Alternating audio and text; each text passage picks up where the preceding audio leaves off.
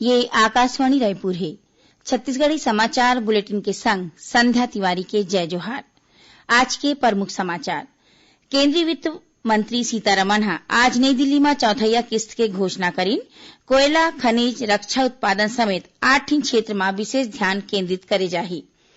छत्तीसगढ़ में पाछू 24 घंटा के दौरान कोरोना वायरस ले संक्रमित 6 झीन अउ मरीज के पुष्टि हुए है और प्रदेश के उत्तरी और दक्षिणी इलाका में अवैया 24 घंटा के दौरान हल्का ले मध्यम वर्षा होए के संभावना है। अब समाचार विस्तार ले। केंद्रीय वित्त मंत्रालय ह कोरोना वायरस ले प्रभावित देश के अर्थव्यवस्था ला पटरी में लाने बर घोषित आर्थिक पैकेज के सिलसिला में कई ठिन घोषणा करे है। केंद्रीय वित्त मंत्री सीतारमण और केंद्रीय वित्त राज्य मंत्री अनुराग ठाकुर आज नई दिल्ली में संवाददाता सम्मेलन में आर्थिक पैकेज के चौथैया किस्त के घोषणा करत कहिन कि आत्मनिर्भर भारत बनाए बर नीतिगत और संरचनात्मक सुधार ऊपर विशेष जोर दे जाही। वित्त मंत्री बताइने कि कोयला, खनिज, रक्षा उत्पादन समेत 8 क्षेत्र में विशेष ध्यान केंद्रित करे जाही। उमन बताइन है कोयला क्षेत्र में सुधार के योजना बनाए जाही और कोयला क्षेत्र में सरकार के एकाधिकार खत्म होही। सरकार कोयला के खुला नीलामी करही। अब कोनो भी कोयला खदान पर बोली लगा सकही। उन्हें जल्दी 50 खदान की नीलामी करे जाही।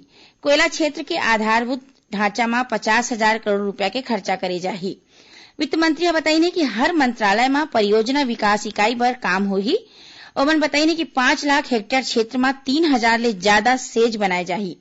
औद्योगिक समूह उन्नयन बर राज्य में योजना लागू करे जाही।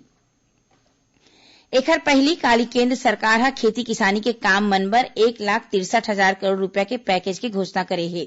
एखर उद्देश्य खेती किसानी में बुनियादी ढांचा और क्षमता निर्माण ला मजबूत करना है। केंद्रीय वित्त मंत्री निर्मला सीतारमण मन किसान मन बर 1 लाख करोड़ रुपया के कृषि ढांचागत कोष बनाए के घलो घोषणा करे है। एखर संगे संग माइक्रो खाद उपक्रम, मवेशी टीकाकरण, डेयरी क्षेत्र, हर्बल खेती, मधुमक्खी पालन, फल और साग भाजी बर घलो योजना के घोषणा करेगिस।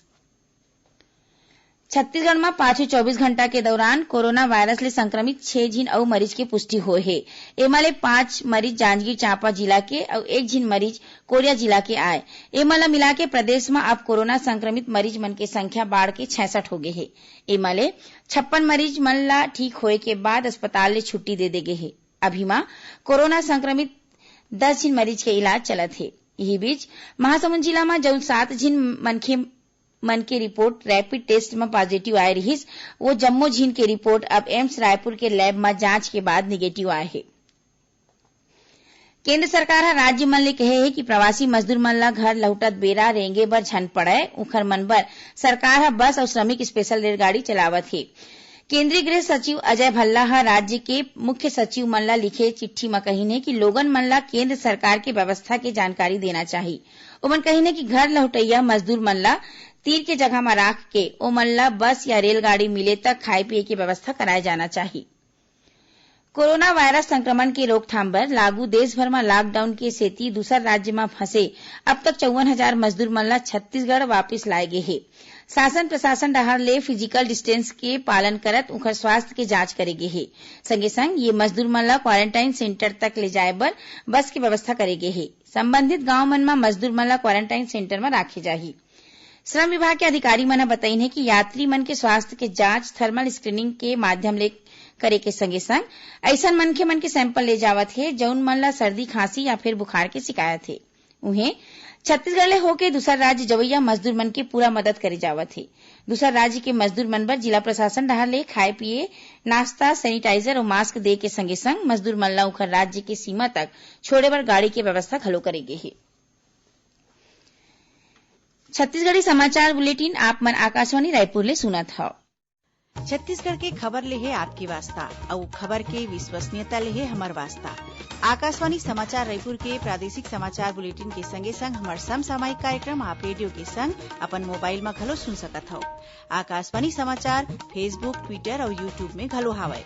हमर फेसबुक पेज हरे Chhattisgarh news on AIR, Twitter handle CGAIR news और हमर यूट्यूब चैनल हरे छत्तीसगढ़ AIR न्यूज। तो अब रेडियो के संगे संग आपके मोबाइल के माध्यम ले हम आप तक पहुंचत हन। छत्तीसगढ़ के हर खबर पर सुनत रहो आकाशवाणी समाचार। और अब आगू बाढ़न बाचे समाचार कोती। स्वास्थ्य विभाग कोरोना वायरस संक्रमण के प्रबंधन के तहत जिलावार नियुक्ति प्रभारी अधिकारी मन ले समन्वय और पर्यवेक्षण बर 3 नोडल अधिकारी नियुक्त करे हे। ये नोडल अधिकारी मन अपन संबंधित जिला में कोरोना वायरस के पॉजिटिव केस मिले में शासन के दिशा निर्देश के अनुरूप तुरते कार्यवाही करके जरूरी व्यवस्था करही, संगे संग अपन जिला के काम के जांच परख घलो करही। लॉकडाउन के सेती आने जगह में फंसे प्रवासी मजदूर, तीर्थयात्री, पर्यटक, पढ़इया लइका और दूसर मनखे मन ल उखर घर तक पहुंचाए बर रेलवे प्रशासन डाहर श्रमिक स्पेशल ट्रेन चलाए जावत हे। एकरे संग यात्रा के दौरान जम्मो मजदूर मन बर नाश्ता और खाना की व्यवस्था रेलवे प्रशासन डाहर ले करे गे हे। दक्षिण पूर्व मध्य रेलवे जोन ले जवैया 50 श्रमिक विशेष ट्रेन मन में बैठे मजदूर मन ला आने स्टेशन में करीबन 70,000 ले ज्यादा खाना के पैकेट और पानी देगे हे। यही बीच नई दिल्ली ले बिलासपुर अवैया राजधानी विशेष ट्रेन के यात्री मन ला ई पास के सुविधा दे जावत है। बिलासपुर जिला प्रशासन के ये पहल ले अब यात्री मन ला स्टेशन में उतरे के बाद पास बर फार्म भरे के जरूरत नहीं होही। एक खबर यात्री मन ला अपन मोबाइल फोन में सीजी कोविड-19 ऐप डाउनलोड करना होही। एती भाटापारा रेलवे स्टेशन में विशेष ट्रेन ले उतरैया मजदूर मन ला शरीर के रोग प्रतिरोधक क्षमता बढ़ाए बर आयुर्वेदिक औषधि और काढ़ा पियाए जावत है। एखर बर आयुष विभाग डाहर ले स्टेशन ले बाहर निकलैया गेट में स्टाल लगाए गे हे। ऐसने ही जांजगीर चांपा जिला में अब तक दूसर राज्य ले 6,000 ले ज्यादा मजदूर मन हा विशेष ट्रेन ले वापस लौट गे हे। ये जम्मू मजदूर मन ला क्वारंटाइन सेंटर में राखे गे हे। जिला में अभी और बड़ संख्या में मजदूर मन के लौटे के संभावना है। खाए पिए के जिनिस, दवाई, डॉक्टरी मशीन और जरूरी सामान ला पहुंचाए बर रेलवे प्रशासन डाहर ले पार्सल मालगाड़ी चलाए जावत है। यही कड़ी में दक्षिण पूर्व मध्य रेलवे डाहर ले 4 ठिन विशेष पार्सल मालगाड़ी ला 15 मई तक चलाए गे रहिस। अब जरूरी सामान भेजैया मन की सुविधा और मांग ला देखत ये गाड़ी 31 मई तक चलाए जाही। पार्सल के संबंध में जानकारी हेल्पलाइन नंबर 138 में ले सकत है। स्कूल शिक्षा विभाग डाहर ले स्कूली लइका मन ला ऑनलाइन पढ़ाई लिखाई के घर बैठे सुविधा देवाए बर चलाए जावत पढ़ई तुहर द्वार वेब पोर्टल में अब आई एम द वन कार्यक्रम ला घलो शामिल करेगे हे। स्कूल शिक्षा मंत्री डॉक्टर प्रेम साय सिंह टेकाम हा रायपुर में ये कार्यक्रम की शुरुआत करीन। एकर माध्यम ले स्कूली लइका मन ला शिक्षा के संगे संग आने कला के शिक्षा दे जाही। लइका मन अपन रुचि के मुताबिक ये वेब पोर्टल के माध्यम ले अपन कला प्रतिभा ला घलो निखार सकी। स्कूल शिक्षा विभाग की वेबसाइट में मोबाइल के माध्यम ले पंजीयन करके ये कार्यक्रम ले सीधा जोड़े जा सकत है। प्रदेश के उत्तरी और दक्षिणी इलाका में अवैया 24 घंटा के दौरान हल्का ले मध्यम वर्षा होए के संभावना है। उन्हें एक दो जगह में गरज चमक के संग हवा गरेर चले के और गाज गिरे के घलो चेतावनी देगे है। मौसम विभाग ले मिले खबर के मुताबिक पश्चिम मध्य प्रदेश के ऊपर एक चक्री चक्रवाती घेरा बने हैं। एकर प्रभाव ले अवैया 24 घंटा के दौरान छत्तीसगढ़ के कतकुन जगह में हल्का ले मध्यम वर्षा हो सकत है। अब थोड़की समाचार सार में बीजापुर जिला के भैरमगढ़ इलाका में चीका के तीर माओवादी मन हा एक झिन गांव वाले की हत्या कर दी।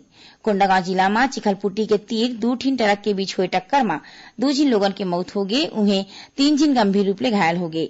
महासमुंद जिला के रूमेकेल गांव में तेंदुपत्ता तोड़े बर गे एक झिन मनखे हा भालू के हमला में घायल हो गए और राजनांदगांव जिला के खैरागढ़ क्षेत्र के गांव महरूम कलामा गाज गिरे ले एक झिन मनखे के मौत हो गई।